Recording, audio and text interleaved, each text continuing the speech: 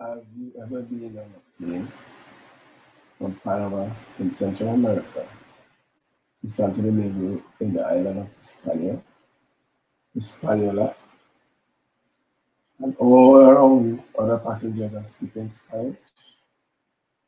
Or have you traveled on a bus on the island of St. Lucia and the other passengers are speaking Patois? And on these occasions, you can understand the language you are hearing. I have that experience. And at that time, I felt a yearning and anxiety to understand these languages. I went to the school system in my English speaking country and I've studied three foreign languages.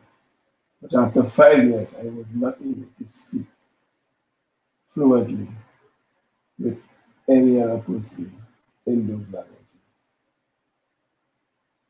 Learning the practical side of languages from an early age would produce more students who could fluently speak foreign languages. And this can be done, for example, by taking lessons in conversational Spanish, if that is the language of your choice, or Chinese or whatever. And it provides an interactive cultural experience where students are given a holistic exposure to Latin culture.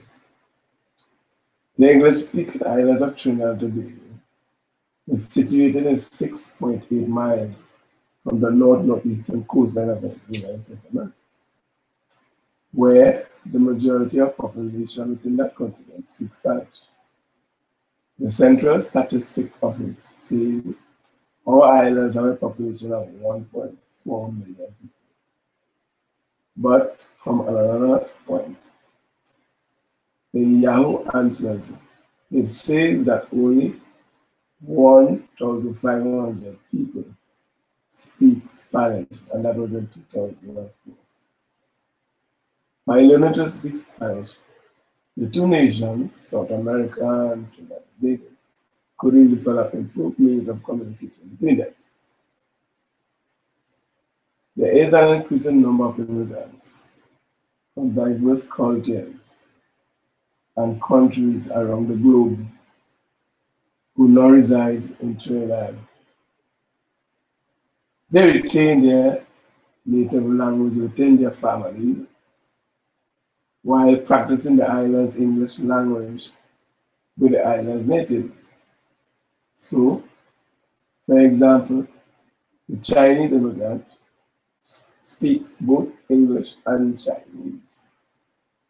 Added to South America, who speaks Spanish and English. And from those other parts of the world, of Asia, of India, of Africa, who come and reside now in Trinidad, are also bilingual.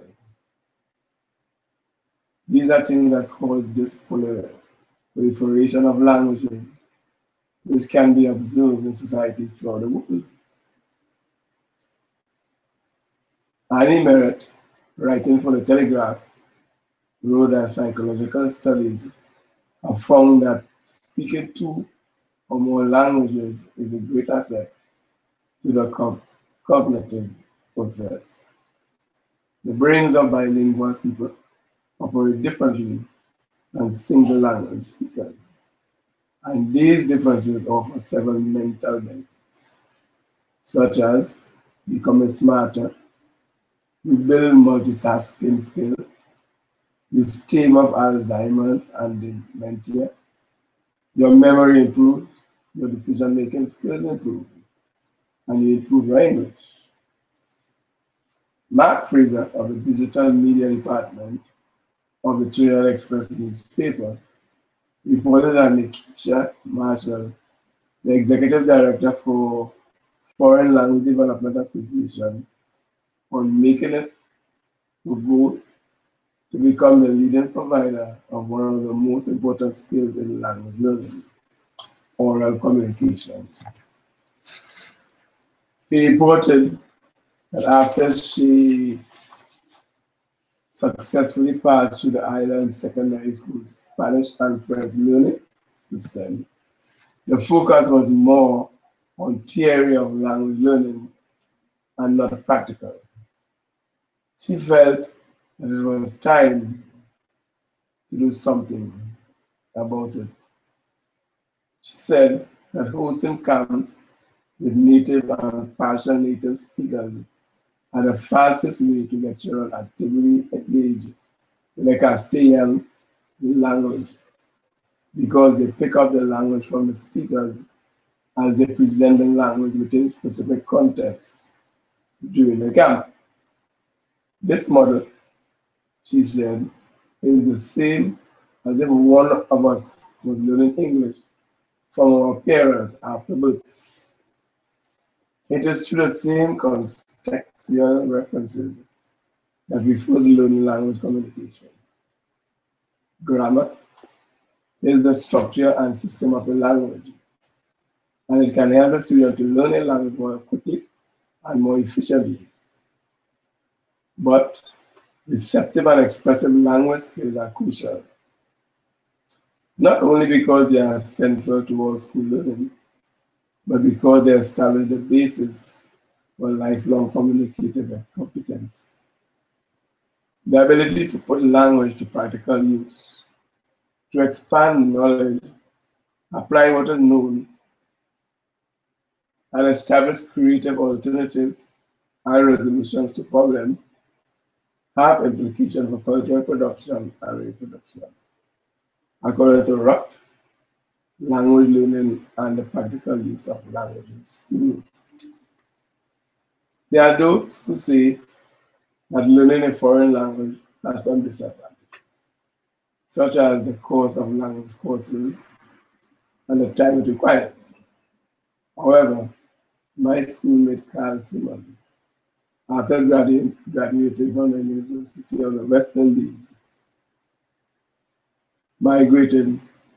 He came out an economist in agriculture, and he migrated to the United States and worked on Wall Street, earning a lucrative income. And yet, he still took night classes to learn French. Carl said he knew that the firm where he works could hire someone with foreign language skills, which are an asset for his job. So, the financial return far outweighs the cost of learning another language. I invite you to consider how the Lord confounded the language at the time the people were building the Tower of Babel. But today, we are seeing the proliferation of languages, and people of diverse cultural backgrounds and countries are coming together on a global scale. Bilingual students would stand out when applying for a job or when they want to study or work abroad. Think about the implications of these things, and please learn to converse in another language.